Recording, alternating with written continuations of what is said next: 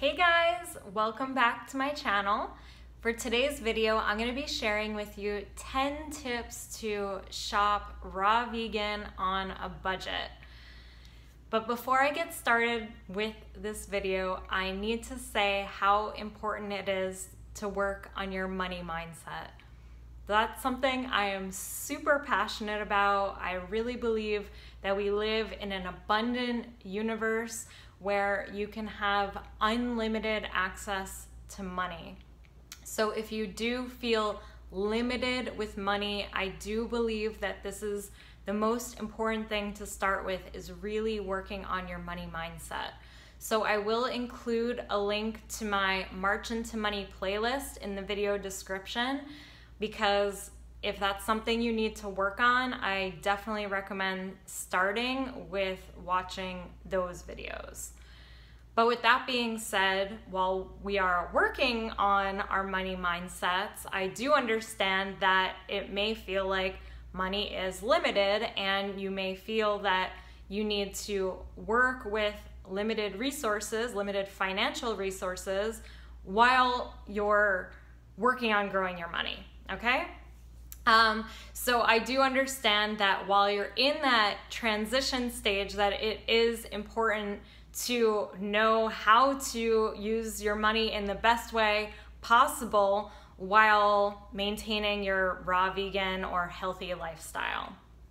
So I also wanted to say that these 10 tips are things that I have used, like things that I've done while living in 5 different places. So while living in LA, New Jersey, Hawaii, Colorado, and Florida. And I'll share with you what I did in specific places. But like, I didn't move to some like remote tropical destination. You could say that Hawaii is that, but if anything, people consider Hawaii to be expensive. So it's like, I didn't move somewhere that like Bali or Costa Rica that people say can be very budget friendly. So these are all US places that I feel like are more relatable in a way. Like, I didn't just like escape and go somewhere that people just say is inexpensive, okay? So these are like tips that you can use anywhere. Okay. So tip number 1 is to shop at Costco or wholesale retailers. So I did shop at Costco in nearly every place. Yes, I've shopped at Costco in all 5, not LA. But in the other 4 places, I did shop at Costco, and it's a really great way to save money. You can shop for the week, buy things in bulk, and it does end up bringing down your food costs. And then in terms of other wholesale retailers, so when I lived in LA, I did frequently go to, there's a downtown, in downtown LA, there's a market where there's like distributors for mostly restaurants. So it's like all these wholesale boxes and prices, like amazing deals on things. So I definitely recommend, if you're in the LA area, to look that up.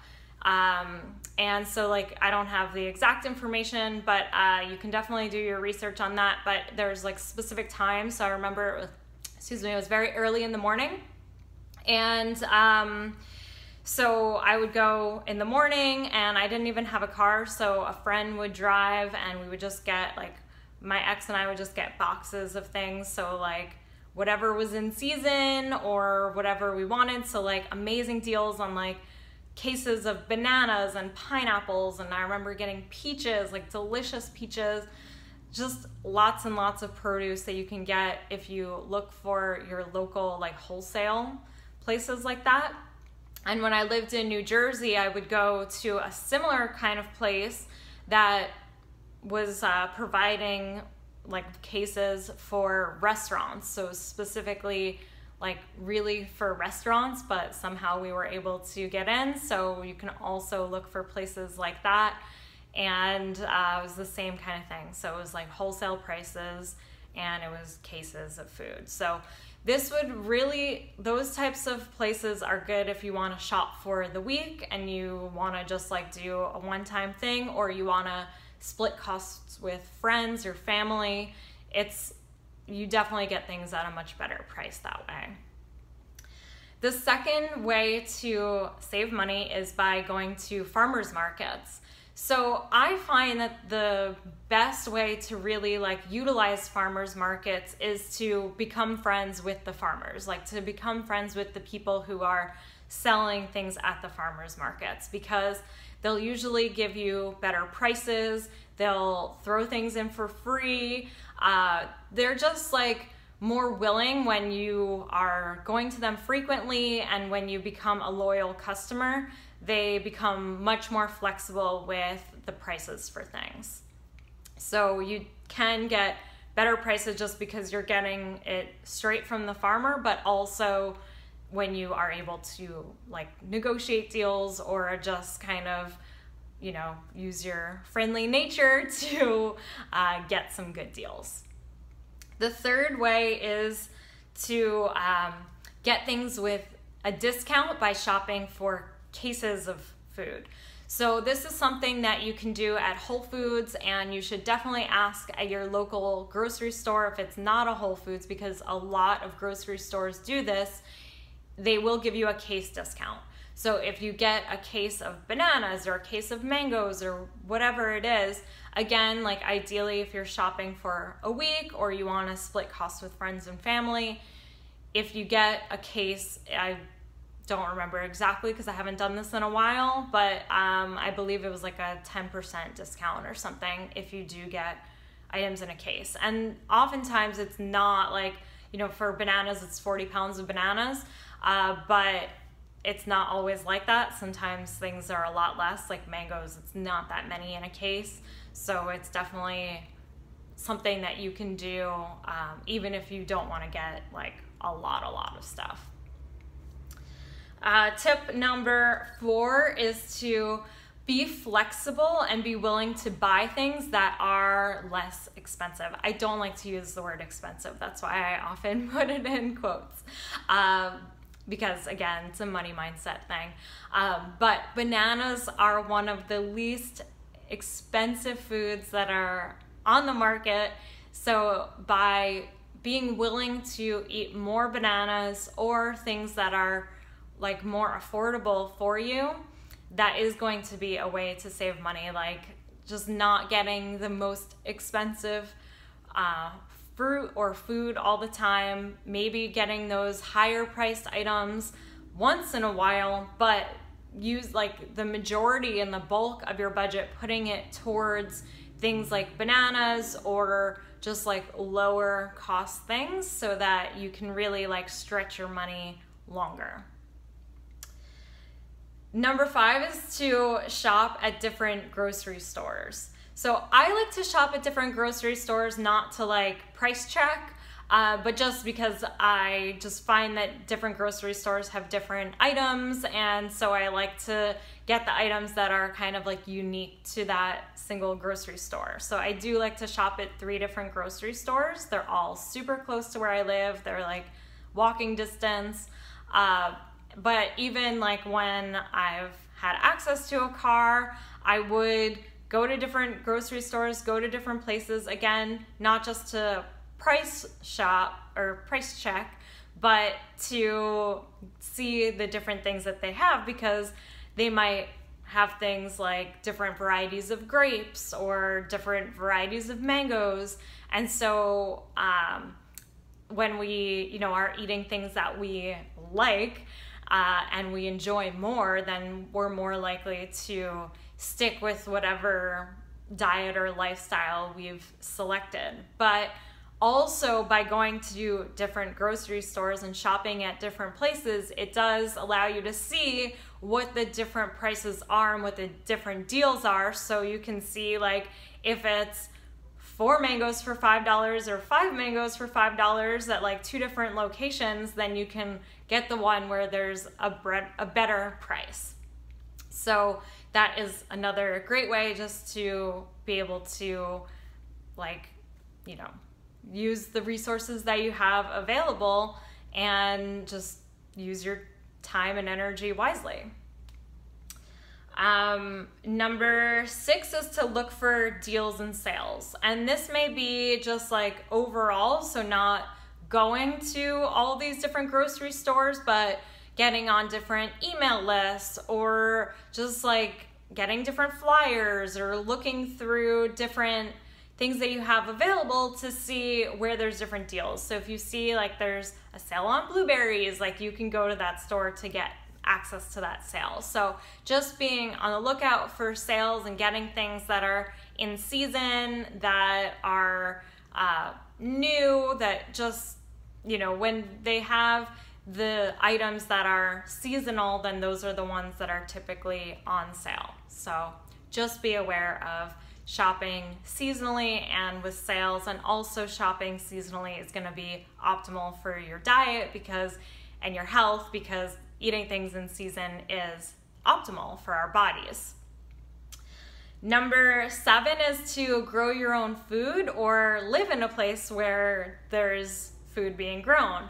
So when I lived in Hawaii, I lived on properties where there was fruit being grown. In Florida, I lived where there was fruit being grown. And but you don't have to live someplace warm to have that. Like, I have had a client who lived in New Jersey, and she was telling me about the garden and everything that she was growing. My aunt, she lived in Massachusetts, and she had a beautiful, abundant garden. You don't have to live someplace warm to have access to like growing your own food. I know there are tons of things, like I know with like there's a tower garden, like there's different things that you can have no matter where you live that will, like, even if you live in a small place, or you only have access to a small patio or something, then you can still grow your own food. You can have herbs, you can have all different things that you can grow, and just by growing your own food, you can ensure like that it's growing in a way that suits your diet and lifestyle, but it's also gonna help you to save money. But yeah, I know, like when I was living in a place in Florida and there was an avocado tree and it was avocado season, it was insane the amount of avocados that we had. Like, I only was eating, like, they were the big avocados too, so it was like I was only eating one a day, like max, but we were like giving these avocados away. And I know that a lot of people would love to have access to something like that, and it's something that anyone can have. Number 8 is to forage. So if you don't have access to like your own food at your own house, you can look for food outside of your house, and it's really fun. Like, I find it so fun to look around in my neighborhood to see what's growing, and I have done this everywhere. Like, I've done this in LA, New Jersey, Hawaii. I didn't really do it in Colorado. We were kind of living someplace a little bit remote, so there weren't like things growing in my neighborhood there. But yeah, and in Florida too, like, it's just been everywhere. Like in New Jersey, I had access by foraging. I had access to tomatoes. I remember there were a couple things, definitely tomatoes. Yeah, I remember something else that was small, but I don't remember what it was. But yeah, like in Florida, I've had avocados, I've had sapote, I have foraged mangoes. Yeah, like there's so many things if you just open your eyes and look around and make sure that you're getting it from, you know, you're not like stealing off of someone's property, but it is something that you legitimately have access to. And there's like so much that you can find just if you open your eyes to it. Number 9 is through neighbors and friends. So something that one of my friends does is she'll just post on Facebook, like, I would love to have mangoes. Like, is anyone growing mangoes? And like I said with the avocados, it's like we had so many avocados that were growing where I was living, and we were just like giving them away, and so many people are doing this. And so just by asking around and seeing like who has food that they're growing and maybe they have more than they can handle, then you can both benefit. They're trying to unload their food and you want to get your free food. So this is a great way to just connect with like-minded people, whether it's like new friends or it's reconnecting with old friends, and just to share in the joy of like having this free food together. And number 10 is to ask people who live in your neighborhood. So this is a great way to connect with people in your neighborhood. So what I did, I've gone on Instagram and I'll just look in my local neighborhood to see like if there's anything with fruit or like, you know, fresh fruits and vegetables. And I'll see if it's like a store or it's a homeowner or whatever it is, I'll just ask. So like there was one time where I saw all this star fruit and I asked they actually had a post that was saying like they were trying to give away some of their star fruit. And so I asked them, like I didn't know them and I was assuming they were kind of speaking to friends when they said that. But I asked them like, I would love some, like, could I get some? They were like, yeah, sure.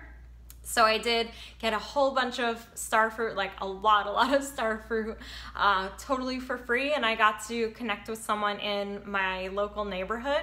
But in addition to that, not just food that's growing on their property, but also just connecting with local business owners, especially places like juice bars and local vegan restaurants, because it will help you to see like where they're getting deals for things or if they know of deals for things, so that maybe you could get access to those deals that they have access to.